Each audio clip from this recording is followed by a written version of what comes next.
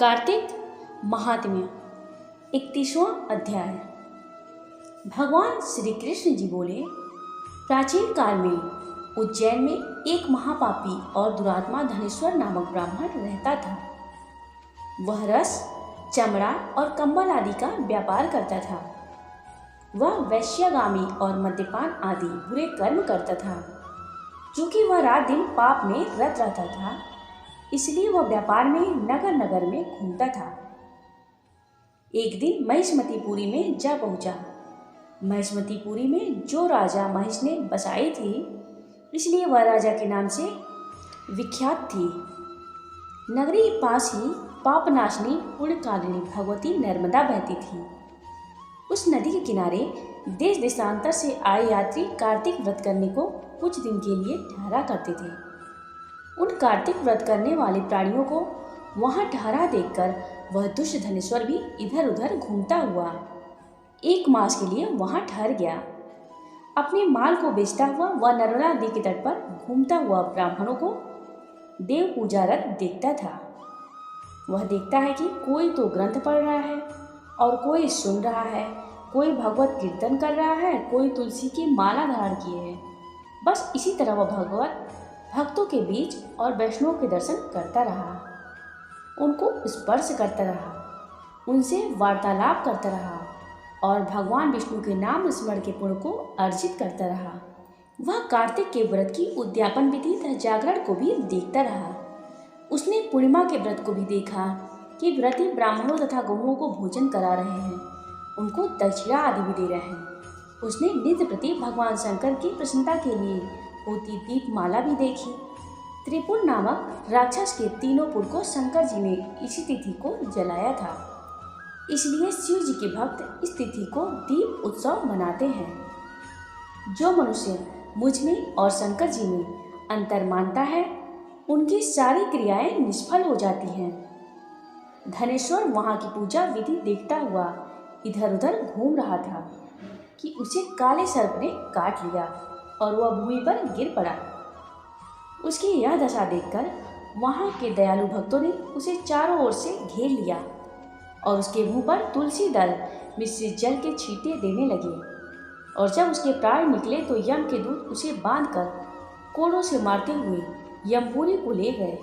उसे देख चित्रगुप्त ने यम से कहा, इसने बाल्यकाल से लेकर आज तक बुरे काम ही किए हैं। इसके जीवन में पुण्य तो लेस मात्र भी नहीं दिखाई देता। यदि मैं पूरा 1 वर्ष आपको सुनाता रहूं, तो इसके पाप की सूची समाप्त नहीं होगी। यह महापापी है, अतः इसको 1 कल्प तक घोर नरक में डालना चाहिए। चित्रगुप्त की बात सुनकर यमराज ने बड़े क्रोध में आकर उसे अपना कालनेमी के समान भयंकर रूप दिखाते हुए अपने अनुचरों को आज्ञा देकर कहा, हे प्रिय सेनापतियों, इस दुष्ट को मुदगर से मारते हुए कुंभिपाक नरक में डाल दो। सेनापति ने मुदगर से उसका सिर फोड़ते हुए कुंभिपाक नरक में ले जाकर खौलते हुए तेल के कढ़ाव में डाल दिया। वे सेनापतियों ने ज्यों ही उसे तेल के कढ़ाव में फेंका तो लपलपाती हुई आग अपने आप ठंडी हो गई, जैसे कि प्रहलाद को अग्नि में डालने से वह ठंडी हो गई थी। यह विचित्र घटना देखने के बाद वे सेनापतियों ने यमराज के पास जाकर सब हाल कहा। यमराज भी आश्चर्यचकित हो धनेश्वर को अपने पास बुलाकर स्थिति पर विचार करने लगे।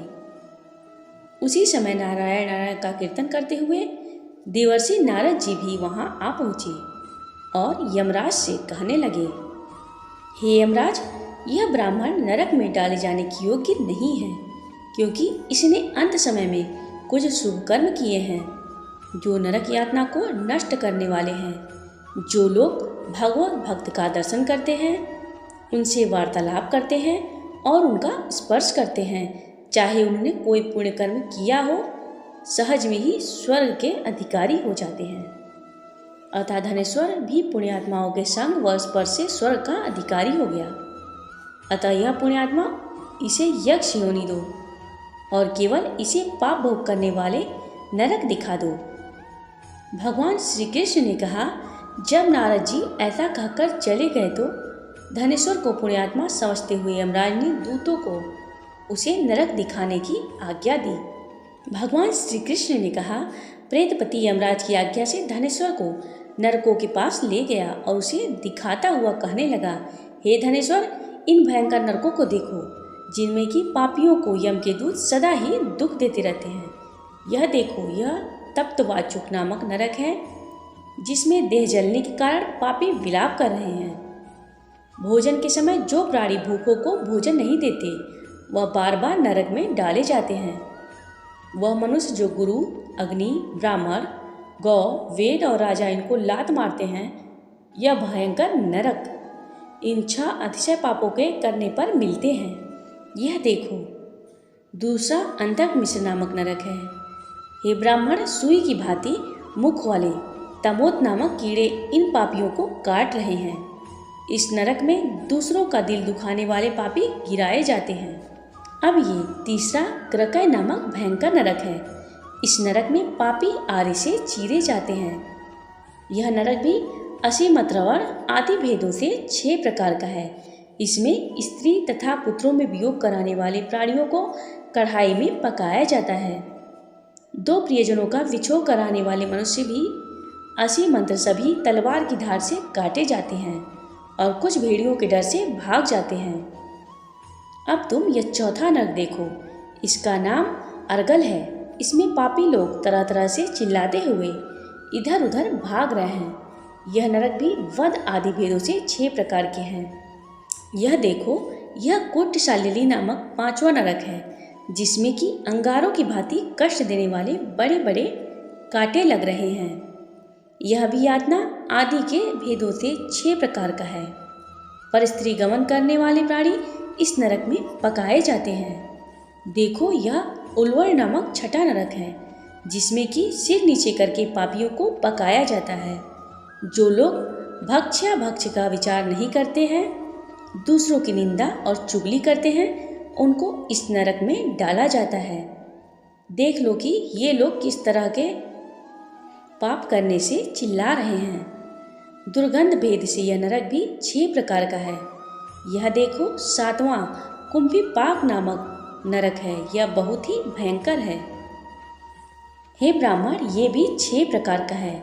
इसमें महापातकी लोगों को पकाया जाता है। इस नरक में हजारों वर्ष तक यातना भोगनी पड़ती है।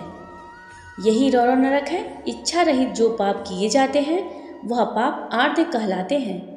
इस प्रकार शुष्क या आर्ध भेदों से यह पाप 2 प्रकार के होते हैं। इनके अतिरिक्त और भी पृथक पृथक 84 प्रकार के पाप हैं। अपकृण, पाडाकतेय, मलिनीकर्ण, जाति भ्रंशकर्ण, उपाय, अतिपाय, महापाय, यह 7 प्रकार के पातक हैं। जो जीव जैसा कर्म करता है, वह इन 7 नरकों में अपने पाप कर्मों के अनुसार पकाए जाते हैं। तुम्हारा चूंकि कार्तिक व्रत करने वाले प्रभु भक्तों से पर्याप्त मेल जोल रहा है, उसके पुण्य प्रभाव से तुम्हारी नरक यातना दूर हो गई है। भगवान श्री कृष्ण ने कहा, इस प्रकार प्रेतपति ने धनेश्वर को सब प्रकार के नरक दिखाने के बाद यक्षलोक में ले जाकर उसे वहाँ का राजा बना दिया। वहाँ पर उनका नाम धनयक्ष हुआ और वह कुबेर जी का सेवक बन गया। बाद में महर्षि विश्वामित्र ने उसके नाम पर तीर्थ बनाया था। हे राजन, कार्तिक मास का व्रत महाफल का दाता है। इसके बराबर कोई दूसरा पुण्य कर्म नहीं है। जो कोई यह व्रत करता है तथा व्रत करने वाले का दर्शन करता है, उसे अवश्य मुक्ति मिलती है। जय श्री कृष्ण, जय श्री कृष्ण।